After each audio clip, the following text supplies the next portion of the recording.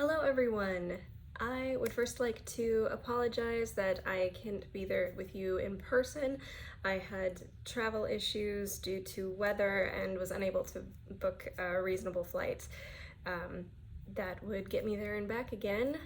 And so I'm doing this recorded option instead. I'm going to have Jackie send you the slides and the handout so that you can follow along that way. I'm going to be looking at my slides here on my happy little computer so that I can keep track of what I'm doing. Otherwise, it'll be a really chaotic speech. But without further ado, I'm going to begin my little lecture on trauma-informed pedagogy for the Dementia Choir Director.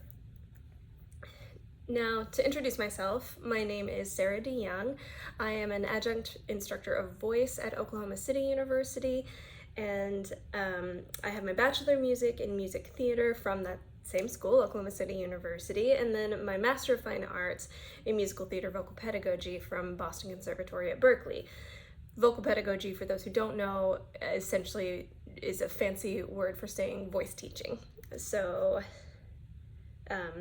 yeah, so I got a voice teaching for contemporary singing degree.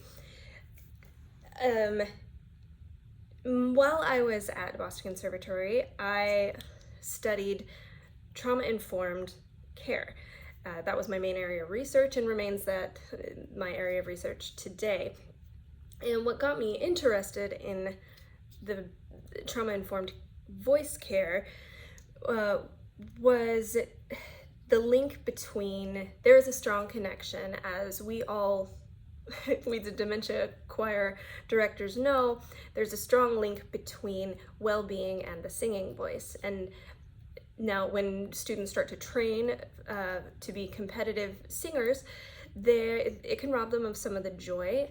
And if they have experienced trauma or are experiencing undue stress, as many of them are, their voice doesn't function as well. And so trauma-informed voice care is a way for a voice teacher to create an environment that hopefully allows the students to stay as well as is possible for them within that environment. Obviously, we can't account for everything. We can't, change anything that happened, and it is not our job to be a therapist, but we can make small adjustments that help students cope and help them regulate, help them become a little more, for lack of a better term, calm, in order to help get through a lesson that in which they might be particularly stressed that week or that moment. Now, I adapted the tenets of trauma-informed care for the private voice studio, and now I am adapting them for the dementia choir. I also volunteered for Giving Voice back, I think it was around 2018, as a singer, and just adored my time with that choir, and have since brought this wonderful idea into Oklahoma, and we have started our inaugural choir that we're calling Raising Voices, and we started that last week. Last Saturday was our first rehearsal, and we had I think 5 participant pairs signed up, and total 22 people came, volunteers and whatnot. It was magical, and we had people coming in from off of Main Street. We're rehearsing in this little art gallery, and they applauded after we got done singing Edelweiss. And we have a nonverbal participant who, during our move and groove moment, we sang "If You're Happy and You Know It," and she clapped her hands with us. And so I'm very hopeful that this idea is going to take off here. And hopefully I can start them in some bigger cities like Oklahoma City or Tulsa. But I digress. So today I'm going to sew in some practical group exercises. They're mostly breathing exercises, but there's a specific way that they are I'll just explain this now. I think I have it on a later slide, but the reason these exercises I've chosen, they're accessible to anyone at any phase of life, but also they are bilateral, meaning they cross the midline of the brain, as in your right hand might touch the left side of your body or vice versa. This can also be achieved with your eyes if you are having your eyes go from side to side in a different type of exercise. But yes, bilateral, and they are bottom up, meaning body calming the mind, as opposed to top down, which would be using your mind to perhaps refocus those neural pathways and find grounding that way. As I go on talking about this, you'll understand why bottom up is a lot more useful, usually if someone is experiencing undue stress. So we will talk about trauma, and we'll talk about the nervous system and how it is involved in this trauma and the prevalence of trauma. We'll talk then about trauma-informed care and its principles and some mindful adjustments that you can make in your choirs, your life, your daily life as you interact with people. And yes, I don't think we won't do the group co-regulation because we're not together in a group, but any of these practical exercises could be used as group co-regulation if you are in a group. Now, I am not a licensed or trained medical or mental health professional. Just want to make that clear as a little disclaimer. Now I have spoken with mental health professionals, and they also advocate for this type of care for all fields, for anyone, because it's just helpful to those. You never know who might need it. However, this is not therapy. While it may be therapeutic, much like the choir, it is not therapy. Also, discussions of trauma can be stress-inducing, so thankfully we're on video, and the good thing about that is that you can pause it at any time, and I suggest that you do if you start to feel activated. But basically take care of you. If you need to stop and take a breather, take a walk, get a glass of water, I highly suggest you do so. Now the exercises that we've sewn in throughout will give us all a little mental break as well. Here we go. So to begin with, we're going to do a little grounding. It's called the butterfly hug, which I love, especially since the butterflies are on the move. So what I want you to do is find, you know what, my legs don't really reach all the way down in this chair, so I'm going to get crisscross applesauce, but basically I want you to find a comfortable but upright position. It's important that the spine is nice and long as you're doing this, because the vagus nerve goes through your spine, and that's an important part of your nervous system, and essentially your spine is where your brain delivers all this information to your body. So we want to be able to feel the ground for a grounding exercise. So that can be in your sits bones, on the chair, which is then connected to the ground, or it can be in your sits bones and your feet. And then we're just going to take a breath. We're just going to in through the nose, out through the mouth, and we're going to find a neutral.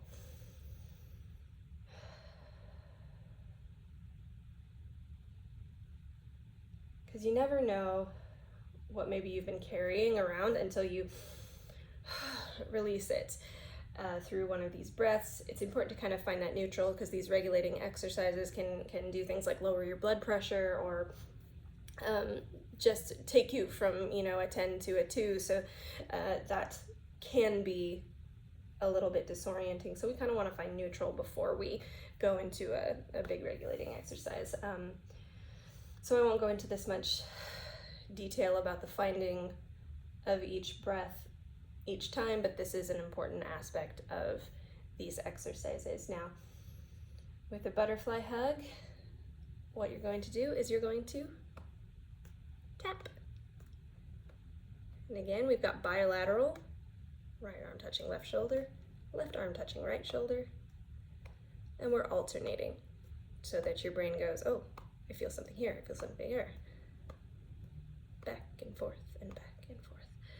Now, another way you could do this is actually giving yourself a little bit more of a tighter squeeze in the edge of your arms, and tap that way.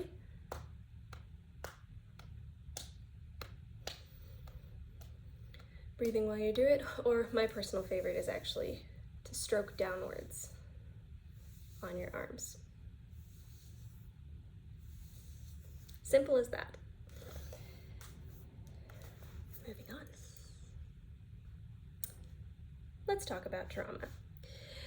What is trauma? Trauma can be defined as anything that is too much, too soon, or too fast for the nervous system to process. So it can come from one event, like a car crash or an injury or an accident of some sort, or it can come from chronic situations like an abusive relationship or, being involved in a war or something of that nature. So it can cause what's called PTSD. I'm sure you probably heard of, post-traumatic stress disorder. But there's a lot of trauma that is undiagnosed. So you still may be encountering someone who has experienced trauma even if they are not diagnosed, and especially even if they don't disclose what that trauma was or that they have a diagnosis. Now, what is traumatic for one person may not be for another.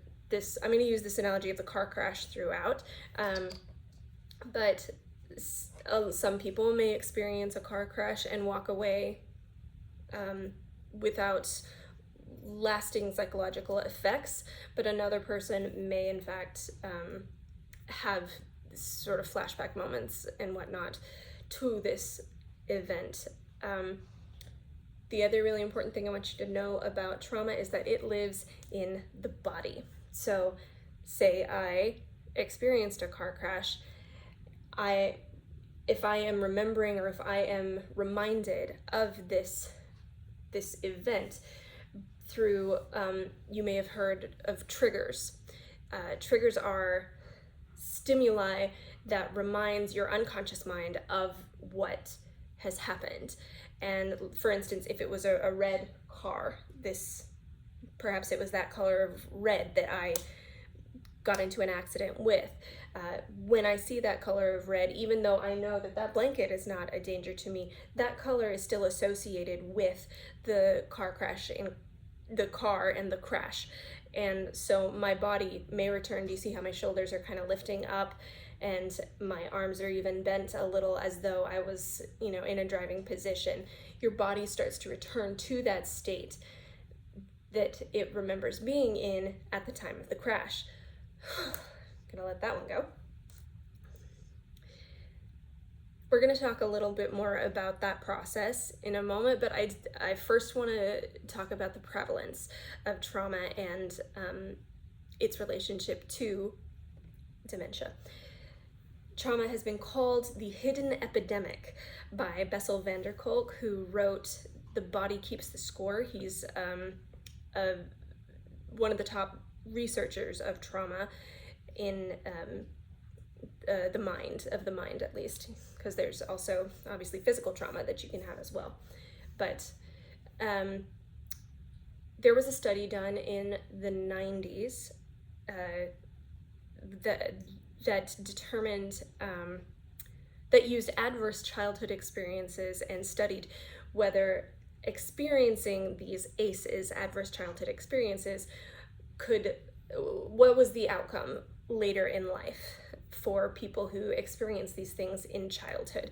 And the adverse childhood experiences are things like violence, abuse, neglect, poverty, and sexual assault. These are all examples of ACEs. So for people who are under 18, If they experienced one or more of those, what was the outcome? And they found that it can lead to a number of mental and physical health conditions: heart disease, diabetes, depression, substance abuse. All of these things are examples of there's an increased likelihood of these things later in life if one has experienced one or more of the adverse childhood experiences. I think there was more on that before I click around here. Oh yes, so about 64% of adults in the United States have reported that they had experienced at least one type of ACE before the age of 18, and nearly 1 in 6, so 17.3% adults reported that they had experienced 4 or more types of ACEs in their childhood. So that is a very high number of people who have experienced trauma. And again, that's just what was reported. That's just what they remember, because often trauma, your mind protects you by eliminating by hiding those memories because you're not ready to process them yet. Now, in 2020, 13 million Americans were living with post-traumatic stress disorder. And that's a statistic from the US Department of Veterans Affairs. But you'll notice that 2020, it was before the pandemic. And the pandemic is considered a global traumatic event. And you will see this if anyone who has, many of the college teachers out there are now witnessing the shift that has happened since the pandemic in some of their students and their students' nervous systems particularly. I had a student who, she had an acting class where they were using masks, and these masks covered the whole face and the mouth. And so for anyone who is activating covering the mouth can be triggering.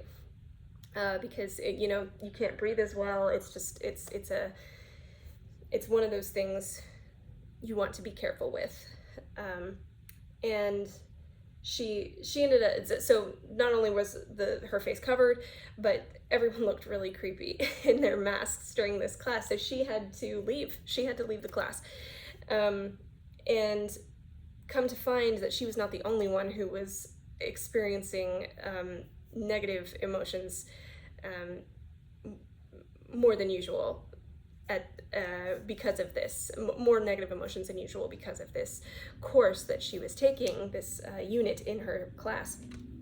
And she later, I asked her, what, has he taught this before, the teacher? Is because I was wondering if maybe he wasn't setting it up in the same way, and she said, no, he's taught it for years. This is the first time that kids are just a little more prone to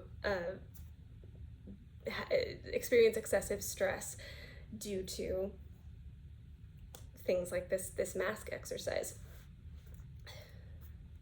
So the pandemic had a big effect on everyone's nervous system and probably had an effect on PTSD diagnoses. There is also a link between trauma and dementia. Those living with PTSD are twice as likely to develop a neurocognitive disorder. And if they do, their symptoms may be worse because of the deteriorating coping skills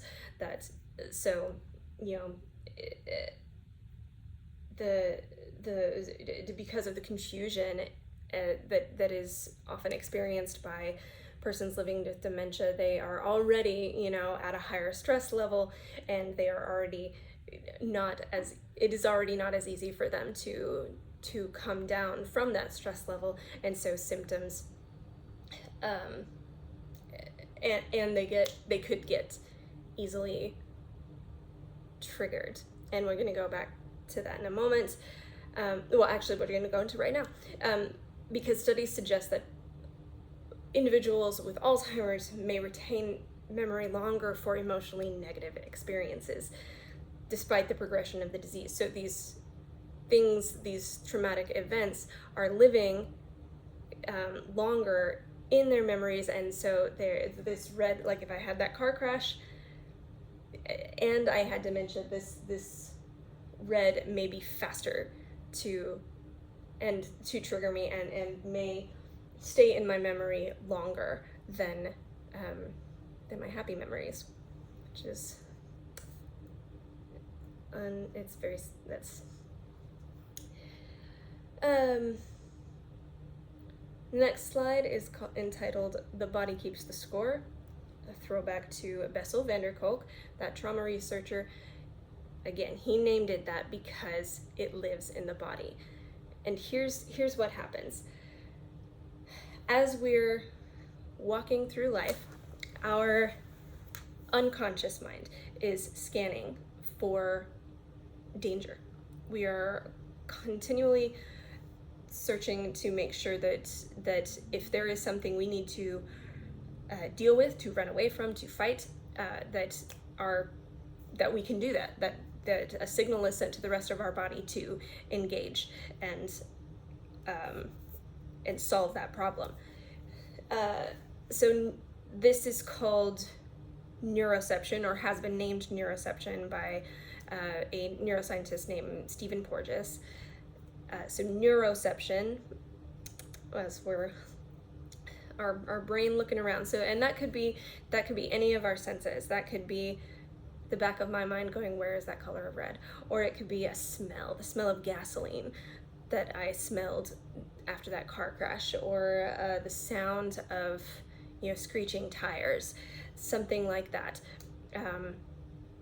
Or even, I think you get the idea. So neuroception is that safety gauge. And again, this is in the unconscious mind. This isn't something that we're consciously saying, gee, is that light bulb safe? Is the carpet safe? It's all happening lightning fast under the radar, under our conscious radar. So when our neuroception detects danger, it flips us into fight or flight. And now we know that it's fight, flight, freeze, or fawn.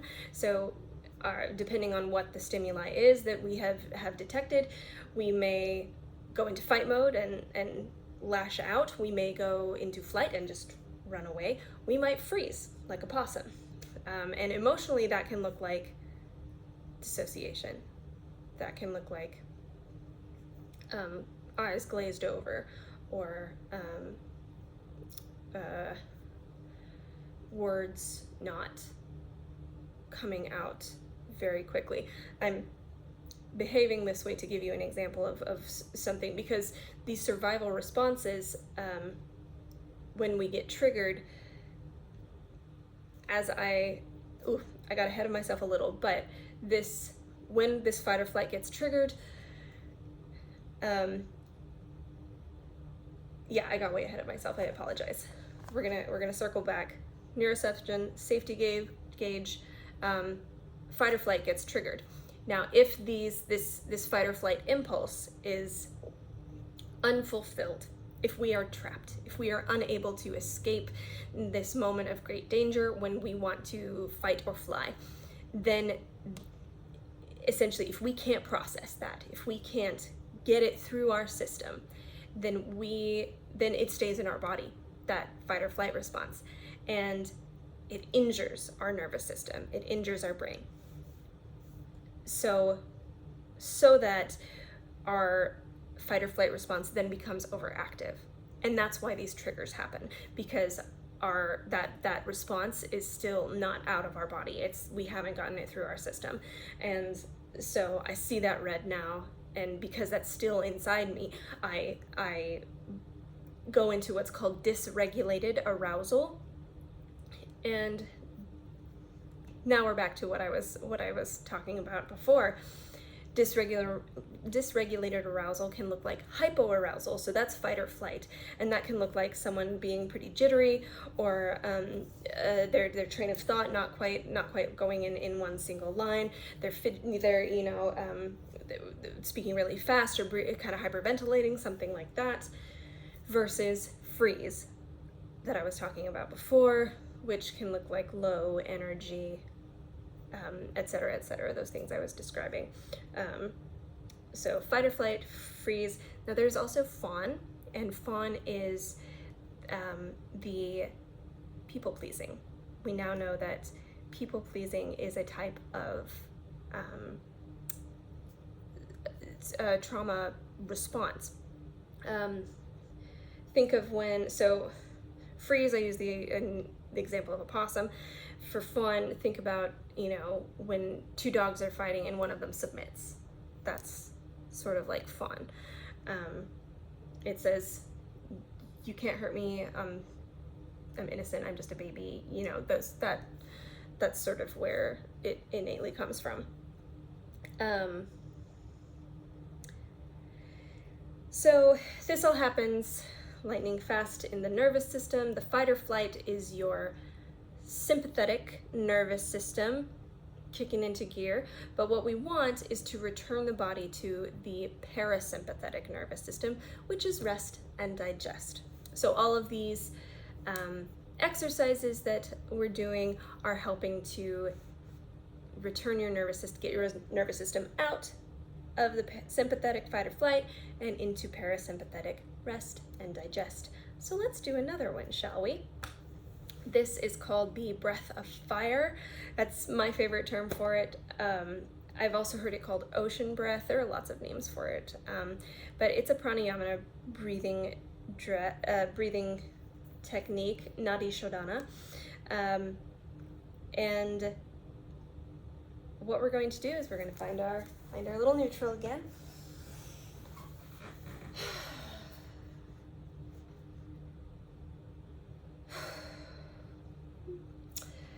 And then we're going to blow on our hand. I want you to blow on your hand, just nice round lips first. And the air is probably pretty cool. But if you blow on your hand like you're going to fog up a window, you can feel how it's hot. And that's why I like it called breath of fire. I think it's called ocean breath sometimes because of the noise. So now here we're going to make that nice ah shape. So there's this little kind of catch in your larynx with the you can feel that as opposed to the air goes rushing through you. And that's sort of one of the reasons this is regulating, is it because it just kind of gets all that sticky emotion out of your larynx, because the larynx is an emotional instrument. Here we go, we're gonna find our neutral.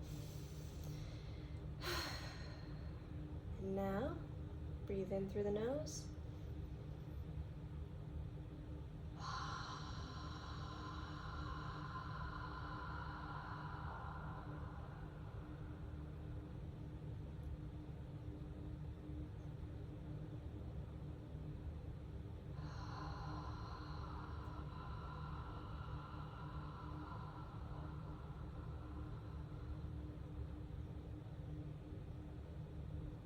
It doesn't matter how long you go, if it's just a couple of seconds and then you breathe, you don't have to match my pace.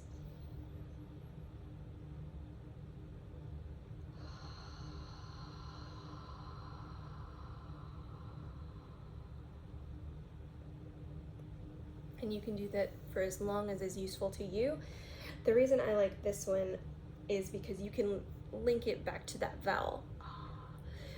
So we're singing Edelweiss, so if I sense that there's some excess stress for whatever reason in the room, I might say, okay, let's work on our ah vowel for a moment, and we're going to do this breath of fire. And everyone does it, and then we go into ah, and just focusing on the shape of the mouth, and it will still help to regulate. Now, I should also say this one obviously was not bilateral. This was more just bottom up. So yeah, I mentioned bilateral before, and anyway. But yeah, so you can link that back to a pedagogical reason, so you don't have to specifically say, draw attention to the stress, because that can exacerbate it. So now that we've regulated a little bit, after all that talk about trauma, let's talk about trauma-informed care. What can we do about this hidden epidemic? Trauma-informed care is nervous system support. It was developed for the mental health field, so mental health practitioners, psychologists, sociologists, etc., but has since been incorporated into education and the medical fields and other spaces like the voice studio to help with more than just patients, to help with people in general, lots of other human services. And it is recommended that practitioners incorporate trauma-informed care into the care for persons living with dementia. So here we go. Trauma-informed care, it's a set of tenets, a set of principles that and consequently the practices that they espouse, so that for this nervous system support, to essentially create an environment or even a relationship with someone that helps them to not as often be triggered. So these principles are safety, self-care and peer support, humility surrounding culture, gender, race, neurodivergence, all the things that make us individuals. Hiccup. Empowerment, voice and choice, collaboration and mutuality, trustworthiness and transparency. So those are the 6. I'm going to try to keep this brief, give you an example of what those might look like, or like actionable things that you might incorporate. Safety could look like asking before you touch someone's shoulder, or anywhere else on them for that matter. It can look like gaining consent is the technical term for that, because you don't know if perhaps when I had that car crash, someone in the back seat grabbed my shoulder, and so anytime someone touches my shoulder now, I get triggered, get returned to that state. Self-care. Self-care is a biggie for me. So self-care looks like these breathing exercises. It looks like this co-regulation. And peer support, that can look like encouraging a supportive environment. So this is a private studio example, but so we have what's known as masterclass or studio class, where singers, perform their pieces and are taught by the instructor in front of their other studio mates. And before people sing in that environment, I like for my students to all take a breath together in support of the fact that it's a little nerve-wracking to sing in front of your peers, and breathing together is a really simple action that can signal support of your peers. Humility surrounding culture, etc. A good example of this is using pronouns, using the pronouns that individuals have requested that you use, so not misgendering them, etc. Empowerment can look like, so if it can look like asking people to be a part of their vocal journey, part of the learning process, a part of the choir's success. And my example for this would be, I get very excited sometimes, and Oh, yeah, I see my mom coming home with the baby, so if there's a little disruption, I apologize. Um, I I ask, I can get very excited and talk very fast. And sometimes I worry that I'm not understood. I think of that sometimes perhaps I talk too not loudly enough. So anyway, I ask that people give me this signal, and that empowers them to tell me that they have not heard. Collaboration, the choir itself, the whole thing is a collaboration, but mutuality as a part of that, no member of the choir is more important than any other. So even the conductor, I think, making sure that you are operating sort of on equal social footing, through things like this. Trying to think of a better example, but honestly, again, the choir itself is an act of collaboration. You know what, the lyrics, printing out the lyrics, that's a good example of mutuality, because the people who read music are not above the people who can't read music. Trustworthiness and transparency, that looks like holding their privacy as a sacred thing, but also transparency would be maintaining consistency and letting everyone know the plan for rehearsal, particularly if it has changed. Yeah, those are examples of trustworthiness and transparency.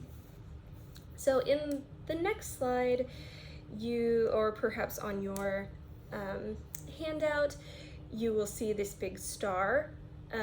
This is a graphic I came up with, an image that sort of has all of this with the nervous system and the principles of trauma-informed care all wrapped up into one. So for me, it's all about safety. We are all striving to create this safer environment for the people who may or may not be experiencing trauma responses. And so that's why I've put safety in the center of all the other principles, but all of them work in tandem together. No one is more important. It's kind of that mutuality again. So you'll see we've got the center zone of comfort. That's our rest and digest. That's the parasympathetic nervous system. Oh, there's so many words in this. But that's the place we want to return to whenever we can. Now, as a voice teacher or as a choral director, you are challenging the people to grow, to make music a little bit, to make the music better, because that will give them that sense of empowerment. That will, it's, that's not the main goal. The main goal is just to experience the singing, but it is, when we bring to a public performance, we want to all cut off at the same time, that type of thing. So you go into this gray zone that surrounds this comfort area of challenge, of growth. The gray area is the discomfort zone. And you'll also see the word window of tolerance. That is a term that I really like to describe this comfort zone and the discomfort zone, this place where we can tolerate stress.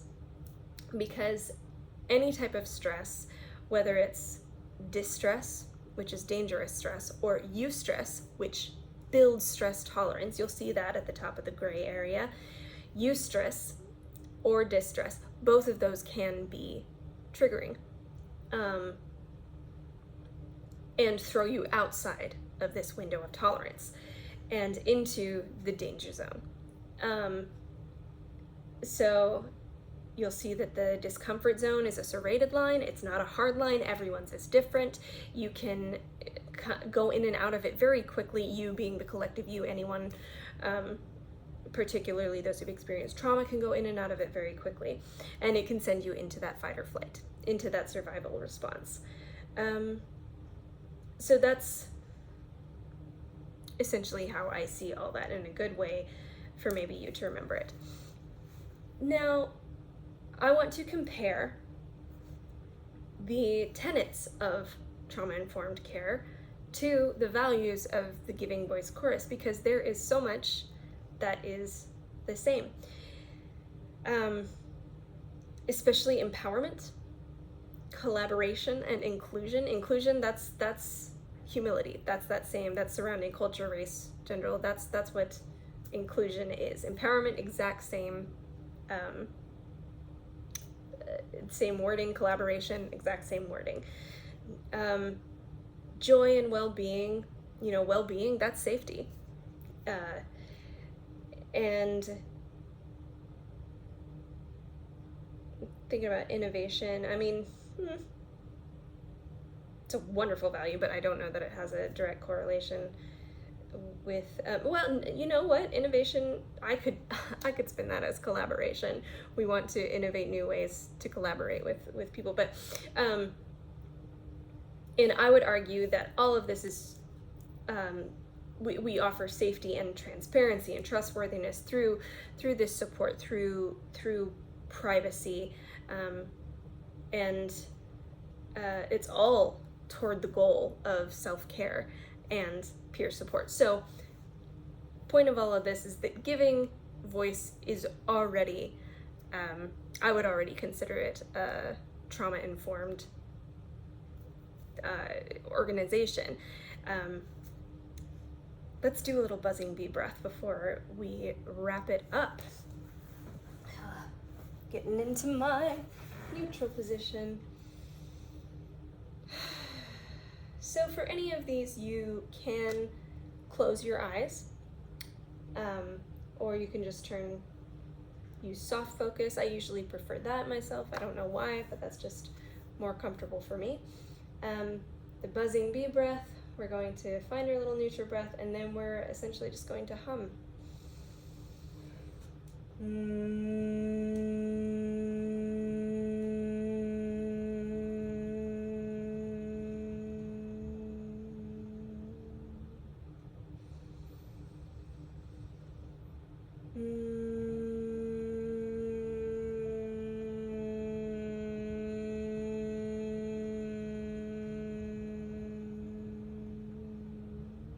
So funny, I had said that I preferred soft focus, but I guess that was just for breathing. For humming, I guess I prefer closing my eyes. Now, you can do this with your ears closed, or with your ears closed and your eyes covered.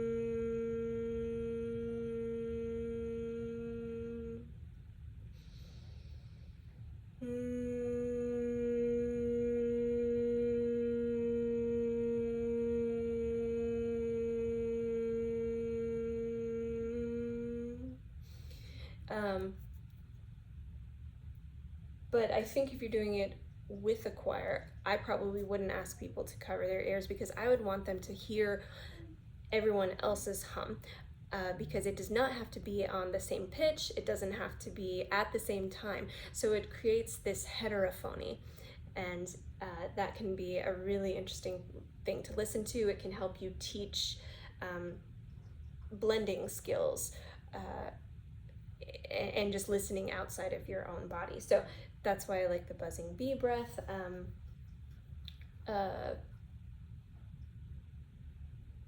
Ujjayi, I believe. I think that's Ujjayi pranayama. Ooh, I better look it up. Since this is a presentation, let's see.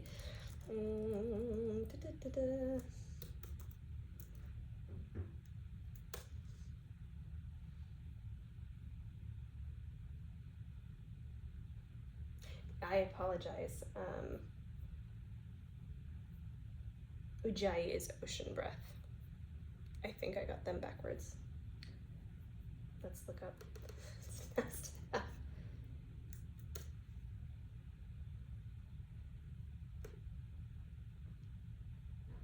And Ujjayi is alternate nostril breathing, or Nadi Shodhana. Let's double check what the Brahmari pranayama. I apologize for my mix up there. All right, returning to our slide. So as I said, giving voice, I would already consider it to have many aspects that fall under the trauma-informed care, and that's because the responses of those living with dementia, or the things that can help them navigate their lives a little bit better, are the same as those that can help people living with trauma responses, people living with a history of trauma, or the neurodivergent. They can all benefit from these things too. And for me, I don't actually love the term trauma-informed care because I think it sounds like you need to have experienced trauma. For it highlights the trauma instead of the result. I really think it could be called compassionate care because that's what is being done. It's compassion is the concern for another's misfortune and the strong desire to do something about it. So first you care and then you act. So compassionate care is a synonymous term according to some of the trauma-informed literature. And for me, it's really human-informed care. It is helpful to everyone, no matter what your history with trauma, no matter what your mental capacity or your cognitive ability. This can be helpful for dealing with stress, dealing with life. It is human-informed care. And you, as compassionate people, may already be doing this. You may be already doing all of it. You may be doing some of it. But now you know why. Now you know why it's helpful. And if you're not, be kind to yourself because everyone's doing the best that they can. So if you need to make an adjustment, you can make it, and you don't have to beat yourself up about it. Now, it's an ongoing practice. I am constantly making mistakes. I'm constantly learning what works and what doesn't, and it's all different for everyone. So trauma-informed care is not a checkbox. It's not, you don't receive a trauma-informed certificate and say, okay, I don't have to do anything else. It's a continual practice that you are going to be updating and based on the day or the moment. So that's why mindfulness is an extremely important aspect of a trauma-informed care, both for the self-care principle, but also for your attunement of everyone else's state of being, because 93% of communication is nonverbal. It's body language, it's tone of voice, it's the way your eyes are moving. Only 7% is the words that we say. So that means that you can use your nonverbal communication to, and sometimes this can be called empathetic listening, but open, available posture. This is going to send a different signal to people than this. This is going to tell them that I am not receptive to a conversation right now, which you may want to use that if there are times when you don't want to have a conversation. But if you want to set other people at ease, your posture can be open and available.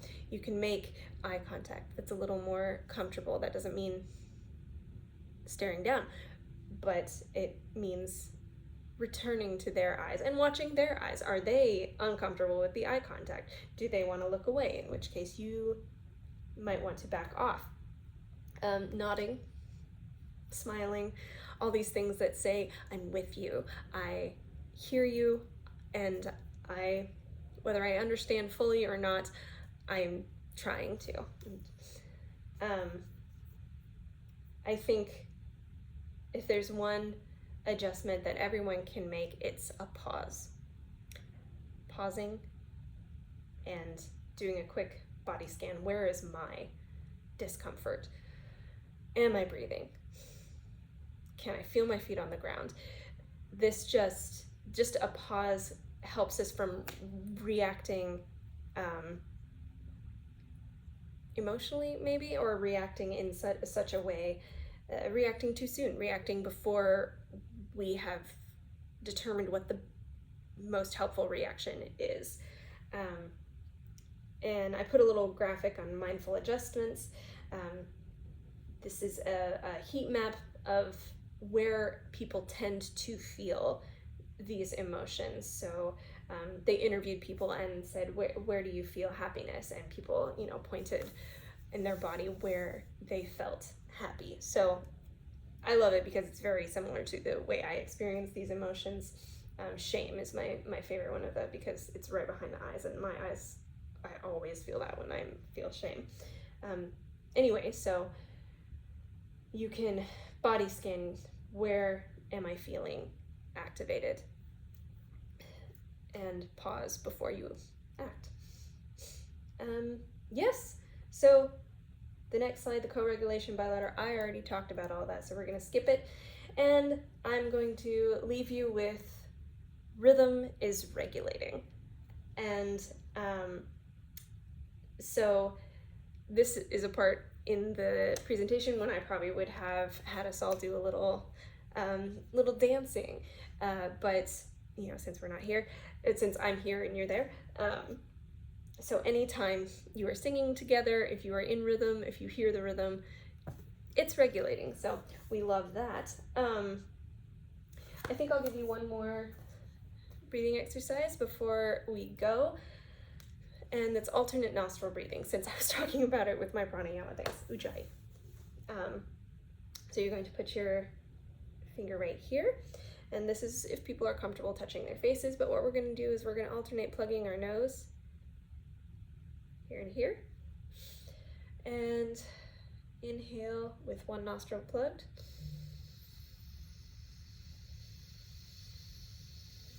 switch nostrils, exhale, same nostril, inhale,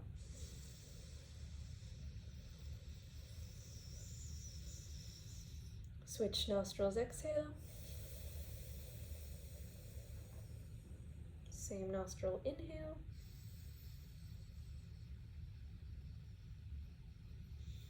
switch, exhale.